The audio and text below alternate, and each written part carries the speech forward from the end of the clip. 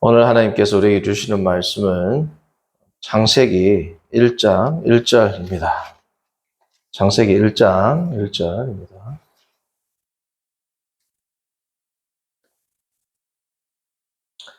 말씀을 한 목소리로 읽습니다. 태초에 하나님이 천지를 창조하시니라. 아멘. 창세기는 성경 전체를 보는 데 있어서 너무 중요한 책입니다. 특별히 창세기 1장부터 3장까지는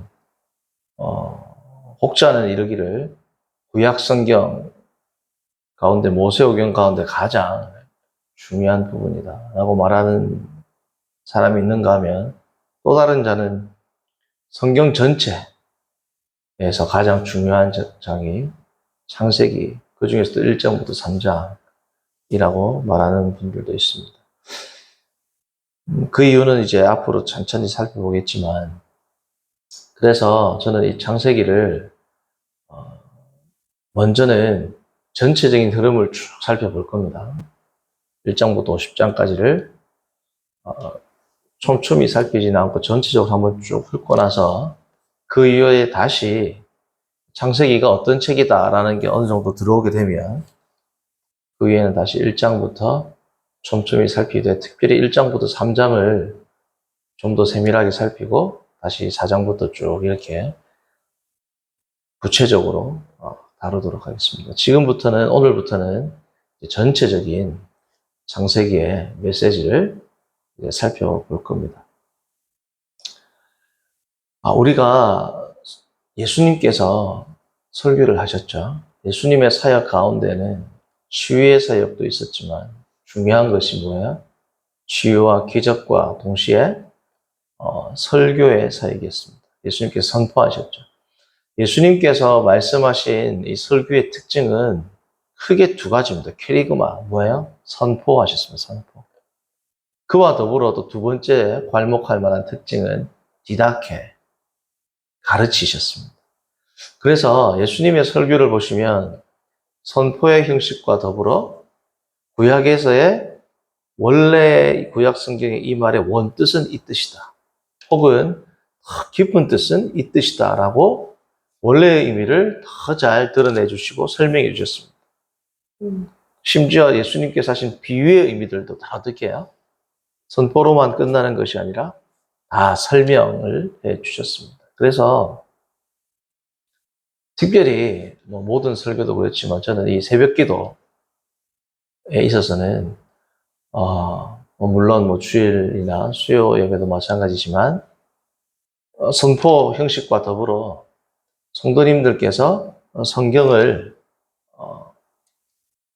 주도적으로 읽고 공부하고 연구할 수 있는 그러한 밑거름을 제공하는 것이 제 설교의 목표라고 할 수 있습니다. 자, 그래서 오늘 성도님들이 저와 함께 무엇을 살펴볼 것인가? 창세기 1장 1절에서의 주인공이 있습니다. 창세기 1장 1절의 주인공이 누구입니까? 하나님이죠. 태초에 하나님이 천지를 창조하시니라. 베레시트 바라 엘로힘 엣 베하아렛스 베엣 엣 샤마임 베엣 하렛스 이렇게 나오거든요. 그러니까 태초에 하나님이 천지를, 이 세 글자 창세기에서는 베레시트 바라 엘로힘, 이 세 글자 가운데 태초에 창조하셨습니다. 하나님이. 이 순서가 되겠죠. 원래 히브리어는. 자, 이 하나님에 해당하는 단어가 뭡니까? 엘로힘입니다. 엘로힘. 자, 그러면 이 엘로힘이라는 것이 무슨 의미인가? 그리고 특별히 창세기 1장 그리고 성도님들 2장까지 보시면 이게 뭐예요? 하나님의 천지 창조. 인간 창조를 포함한 천지 창조가 1장, 2장에 기록되어 있습니다. 창세기 1장과 2장에 기록된 하나님 있죠? 이 하나님을 제가 설교도 하지만 성도님들께서 집에서 이 하나님이 도대체 어떤 분인지를 한번 읽어보세요. 창세기 1장과 2장을 쭉 읽으면서 이 하나님이 어떤 분인가? 하나님이 어떤 분인가는 어떻게 나와요? 창세기 1장, 2장에 보면 구체적인 사건들로 나옵니다. 그렇죠? 성경의 특징이 뭐냐 하면 다른 종교들과는 달리 성경은 구체적입니다. 그죠? 역사적입니다. 왜냐하면 있는 사건을 기술했기 때문이죠. 예를 들면 불경이나 다른 종교는 사변적이죠. 철학적입니다.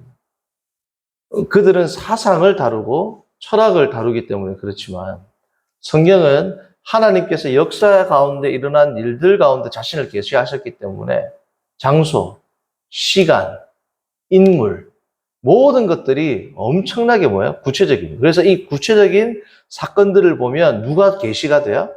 하나님이 계시가 된단 말이에요. 그래서 창세기 1장, 2장에 계시된 하나님을 성도님들께서 한번 성경을 읽으시면서 하나님이 누구인가? 라는 관점에서 한번 읽어보십시오. 자, 그러면 제가 한번 가이드라인을 제공을 해드립니다. 어떻게 보면 example, 예시입니다. 예시. 하나님을 저는 이렇게 찾아본다는 거죠. 자, 보십시오. 먼저 엘로힘이라는 단어는 사실 일반 성도님들은 히브리어나 헬라어에 생소하기 때문에 제가 설명을 참고 삼아 드립니다. 참고서처럼. 엘로힘이라는 단어에는 무슨 뜻이 있느냐? 우리도 영어 사전을 보면 어떤 단어의 첫 번째 뜻, 두 번째 뜻, 세 번째 뜻 쭉 이렇게 뜻이 나와 있지 않습니까? 엘로힘이라는 말은 하나님, 우리가 말하는 여호와 하나님을 의미할 수도 있습니다. 혹은 이방 귀신들 있죠. 이방 귀신들. 이방 신들, 이방인들이 섬기는 신들을 의미할 때에도 무슨 단어를 쓴다? 엘로힘이라는 단어를 씁니다. 자, 그러면 이게 왜 중요하냐? 우리는 창세기 1장 1절 태초에 하나님이 천지를 창조하시느라 이 하나님이 우리가 믿는 삼위일체 하나님 여호와 하나님이라는 걸 알고 처음 읽어야 안 읽어요? 읽죠. 그러나 처음 이 성경을 읽는 당시의 독자들은 베레시트 바라 엘로힘 이 엘로힘이라고 나올 때는 이 엘로힘이 누군지 정확하게 알까요? 모를까요? 모릅니다. 이런 겁니다. 이런 거. 오늘날로 예를 들면 제가 이런 겁니다. 사람들한테 제가 이번에 차를 샀습니다. 차 맞죠? 무슨 차 알아요? 몰라요? 스포츠카일 수도 있고 집차일 수도 있고 트럭일 수도 있고 봉고일 수도 있고 그중에 뭐 현대차일 수도 있고 뭐 여러 가지가 나온단 말이죠. 그러니까 엘로힘 하면 엘로힘이라는 말은 여러 가지 뜻이 있어요. 자, 첫 번째는 아까 말했던 여호와 하나님이라는 뜻이 있습니다. 두 번째는 무슨 뜻이 있느냐? 시편 82편 봅니다. 성도님들 시편 82편 하는 거 찾아보세요. 시편 82편.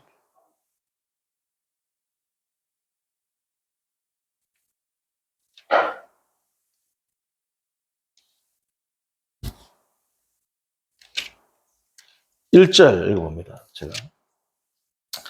하나님은 신들의 모임 가운데 서시며 하나님은 누구의 모임 가운데? 신들. 이 신들은 하나님이에요? 하나님이 아니에요? 하나님 아니죠? 이때 나오는 단어가 엘로힘입니다. 엘로힘. 하나님은 그들 가운데에서 뭐한다? 재판하시느니라. 그러니까 하나님께서 영적인 존재들을 심판하고 재판한다고 할 때 이 영적인 존재들도 뭐라고 부른다? 엘로힘이라고 부른다. 여기서 말하는 영적인 존재는 천사들하고는 틀립니다. 저를 한번 보세요. 천사들은 뭐냐? 우리는 영적인 존재들을 다 통칭해서 뭐라고 불러요? 천사라고 부릅니다. 히브리어로는 말악, 헬라어로는 앙겔로스, 영어로는 엔젤, 한글로는 뭐예요? 사자, 보내는 사자, 혹은 천사라고 얘기하죠. 하늘의 사자, 천사잖아요. 그렇죠? 그런데 천사는 특별히 이 성경에서 하나님으로부터 보냄을 받아서 성도들에게 소식을 전하든지 하나님의 일을 대리해서 처리하는 영적인 존재들을 의미할 때 뭐라고 한다? 천사라고 부릅니다. 우리도 예를 들면 직제가 국무총리, 여러 가지 공무원들이 있죠. 그 가운데에서도 모든 영적인 존재들을 사실은 천사라고 이야기하지 않는데, 우리는 편의상 일반적으로 모든 영적인 존재, 하나님이 창조한 악한 존재는 악한 영 혹은 귀신이라고 부르고, 선한 영들은 다 통칭해서 뭐라고 불러요? 천사라고 부르지만, 사실은 천사는 성경적인 개념에서 뭐라고요? 하나님으로부터 보냄을 받아서 하나님이 어떠한 일이나 메시지를 전하거나 대리하는 그러한 영적인 존재, 군을 일컬어서 뭐로 부른다? 천사라고 부릅니다. 그래서 정확하게 82장 1절은 천사가 아니고 하나님의 보좌에서, 여기서 나오는 영적인 존재들은 뭐냐냐? 그들 가운데서 재판하시느니라. 2절 보십시오. 너희가 불공평한 판단을 하며 악인의 낫보기를 언제까지 하려느냐. 특별히 천상에서 하나님의 통치를 대리라기보다는 하나님의 통치 가운데 하나님께서 명령하신 분들을 수행하는 이러한 영적인 존재들이기 때문에, 사실은 이들은 천사라고 부르기보다는 적절한 단어는 없을지 모르겠지만 하나님 보좌에서 하나님을 도와 일하는 영적인 무리들을 이끄는 단어가 되겠죠. 어쨌든 지금 보시면 이 영적인 존재들을 뭐라 부른다? 엘로힘이라고 부릅니다. 그런가 하면 아까 말씀드렸던 이방 신들, 아스타롯, 밀곰, 그모스, 이런 이방인들이 섬기는 신들이 있죠. 그 신들도 뭐라고 부른다고요? 엘로힘이라고 부릅니다. 열왕기상 11장 33절입니다. 시험관계상 나중에 한번 찾아보세요. 열왕기상 11장 33절. 이방인들이 섬기는 신들도 뭐라 부른다? 엘로힘. 악한 영들, 우리로 말하면 귀신들 있죠. 그 귀신들도 뭐라고 부른다? 엘로힘이라고 부릅니다. 그러니까 하나님뿐 아니라 천상의 존재들뿐 아니라 심지어 뭐예요? 악한 영들도 뭐라고 부른다? 엘로힘이라고. 그리고 이건 좀 논란이 되는 거지만 재판장들 있죠. 하나님 이스라엘 백성들의 재판장들이나 지도자들도 엘로힘이라고 부른다라고 주장하는 분들도 있습니다. 그렇지 않다라고, 이거는 이제 논란이 있는 부분이죠. 어쨌든. 또 그런가 하면은 우리가 사무엘상을 보면 사울이 사무엘의 영을 불러달라 그래서 사무엘의 영이 올라오죠. 그때 사무엘의 영도 뭐라고 부른다? 엘로힘이라고 부릅니다. 그리고 아까 말씀드렸던 천사들 있죠. 여기서 말했던 많은 성경에서 말하는 그 천사, 하나님의 메시지를 대신해서 보냄을 받은 자들 또 뭐라고 부른다? 엘로힘이라고 부릅니다. 창세기 35장 7절에 나와요. 그리고 특이한 것은 뭐냐 하면, 자, 요나서 3장 3절 한번 볼까요? 요나서 3장 3절.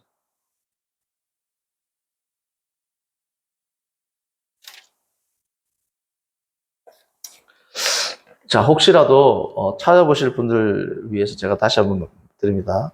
시편 82편 아까 보셨고, 이방신들은 열왕기상 11장 33절, 악한 영들은 신명기 32장 17절, 죽은 사람의 영혼, 사무엘의 영혼에 대해서는 사무엘상 28장 13절, 천사들은 창세기 35장 7절입니다. 35장 7절이 왜 천사들인지 이거는 조금 우리 한글 번역에는 나타나지 않는데 다음에 창세기 할 때 제가 다룰게요. 어쨌든 35장 7절도 해당을 하고, 그리고 요나서 3장 3절은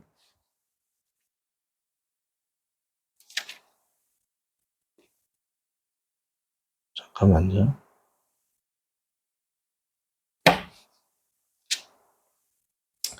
(3장 3절) 자, 한번 읽어보겠습니다.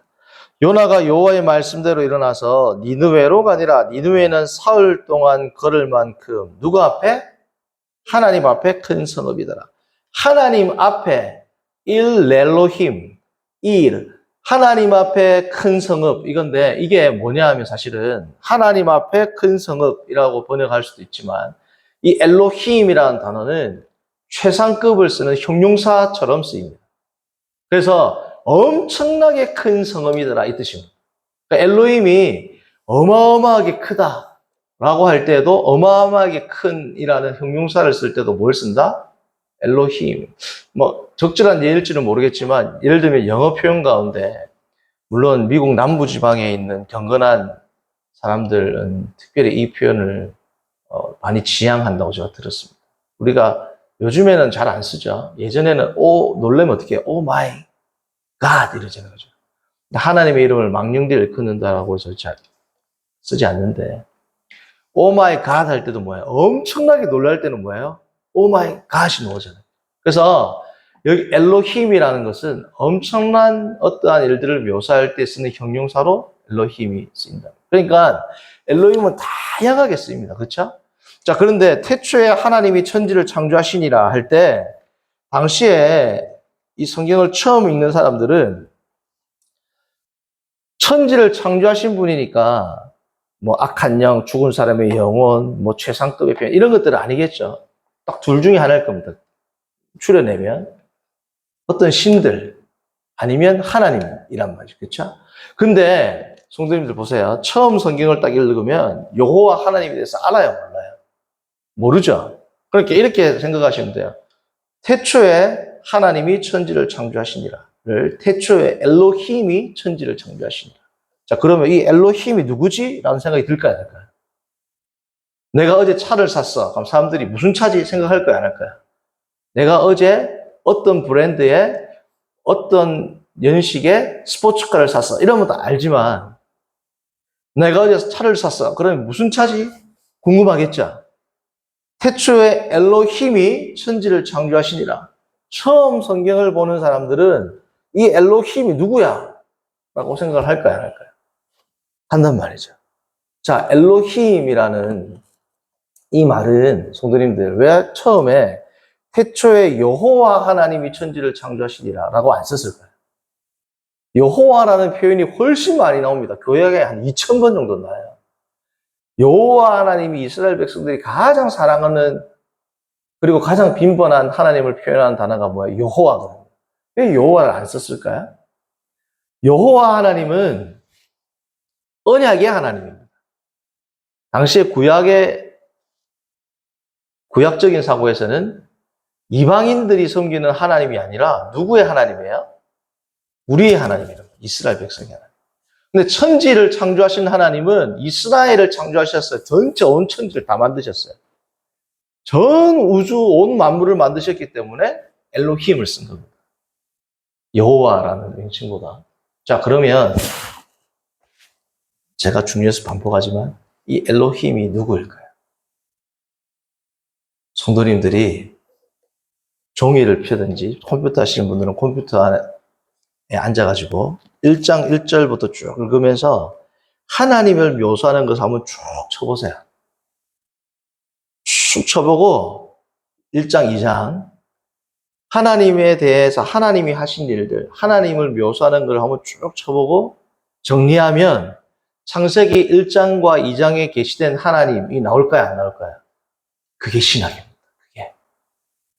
그게 자기가 주도적으로 성경을 알아가는 거예요. 아, 하나님은 어떤 분이다. 강단에서 선포하는 것을 듣는 것도 중요하지만 내가 스스로 하나님은 어떤 분인지 한번 찾아볼까? 1장 1절부터 2장까지 쭉 읽으면서 하나님의 특징을 쭉 기술해 보라는 거예요. 그리고 그걸 정리를 딱 하면 하나님이 어떤 분인가 나올까요? 안 나올까요? 나옵니다. 자, 제가 한번 예시를 한번 들어볼게요.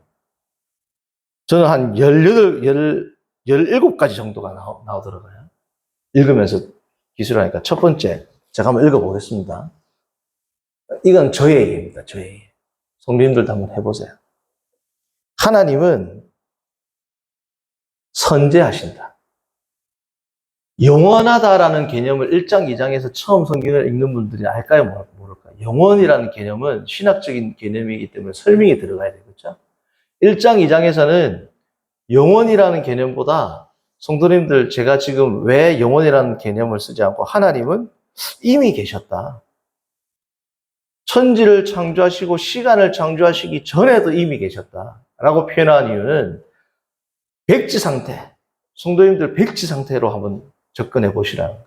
모든 신학적인 전제들을 한번 내려놔보고 백지 상태에서 그냥 처음 성경을 읽는 것처럼 한번 써보시라는 거죠.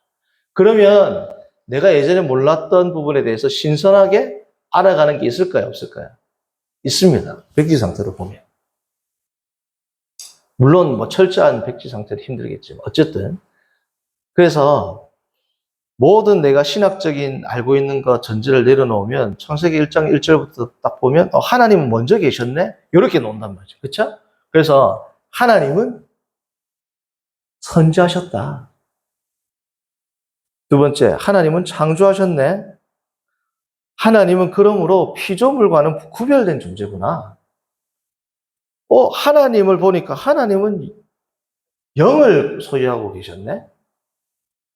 하나님은 어떠한 것을 인지하시네. 좋다, 나쁘다, 아름답다. 라고 인지를 하셨죠. 하나님은 말씀도 하시네. 하나님께서는 구별을 두시네. 낮과 밤, 빛과 어둠 나누시기도 하시네. 하나님은 이름도 붙이네. 하나님은 재료를 통해서 만들기도 하시네. 하나님은 어떤 것에 대해서 평가도 내리시네. 하나님께서는 복을 주시기도 하네. 하나님이 창조하실 때는 2차적인 요인을 통해서도 창조를 하시네. 예를 들면 11절 같은 거 보세요. 하나님이 이르실 때 땅은 풀과 씨 맺는 채소와 각기 종류대로 씨 가진 열매 맺는 나무를 내라. 누구한테 이야기하는 거예요? 땅 보고 이야기하는 거죠. 뭐 신학적으로 어떤 설명을 하기 전에 그냥 일단 관찰하고 기술하라는 겁니다. 9절. 9절이 아니고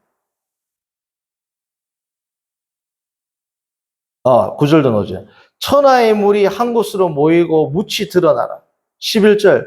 땅은 어떻게 해라. 그러니까 2차적인 요인을 통해서도 하나님의 창조 사역을 해요, 안 해요? 땅이 해라. 이렇게 하는 거죠. 땅은 뭘 내라. 그렇죠. 이게 무슨 의미인지를 해석하기 전에 먼저 쭉 기술부터 해봐라는 겁니다. 제가 지금 말씀드리는 거. 이건 어려운 게 아니잖아요. 해석하기 전의 단계입니다, 이게. 요거를 가지고 해석을 하고 내가 연구를 하는 게 신학의 시작이죠. 근데 그 전에 하는 게 뭐다? 그냥 쭉 나열을 하는 겁니다.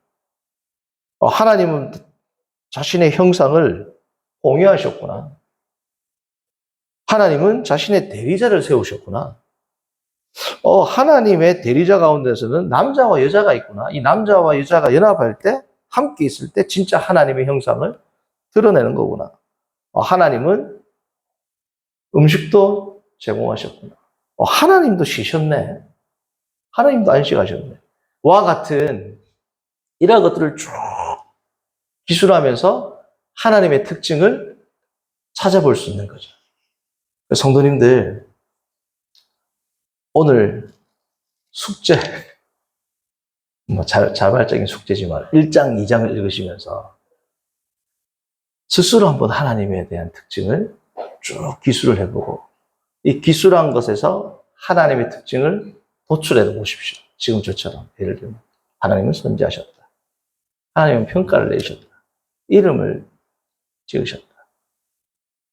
그리고 나서 이것이 의미하는 바는이라고 연구하면서 들어가는 겁니다.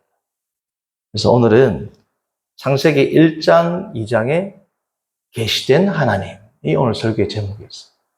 창세기 1장, 2장에 계시된 하나님을 성도님들이 다 함께 한번 찾아보시고 그 창조주 되시고 거룩하시고 전능하시고 영원하신 하나님을 내 스스로 알아가는 그 기쁨에 의해서 하나님을 정말 높이고 찬송하고 하나님을 아는 기쁨으로 말미암아 주님을 기뻐하는 거룩한 하루가 되기를 바랍니다.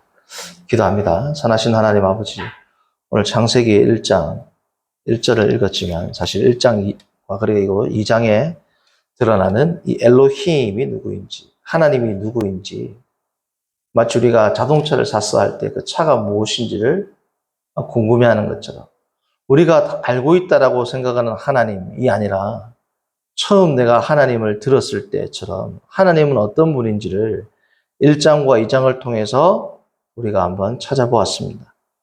하나님 모든 성도님들도 함께 또 하나님을 알아가서 주님을 아는 기쁨을 더 키워주시고 그 기쁨을 통해 하나님을 찬송하고 그 하나님을 더 깊이 사랑하고 하나님의 말씀에 순종하기를 힘쓰고 애쓰는 거룩한 오늘 하루 되게 하시고 하나님을 찬송하는 하루 되도록 인도하여 주옵소서. 예수님의 이름으로 기도드립니다. 아멘. 하늘에 계신 우리 아버지여, 이름이 거룩히 여김을 받으시오며 나라의 임하옵시며 뜻이 하늘에서 이룬 것 같이 땅에서도 이루어지이다. 오늘날 우리에게 일용할 양식을 주옵시고 우리가 우리에게 죄 지은 자를 사하여 준 것 같이 우리 죄를 사하여 주옵시고 우리를 시험에 들게 하지 마옵시고 다만 악에서 구하옵소서. 되게 나라와 권세와 영광이 아버지께 영원히 있사옵나이다. 아멘.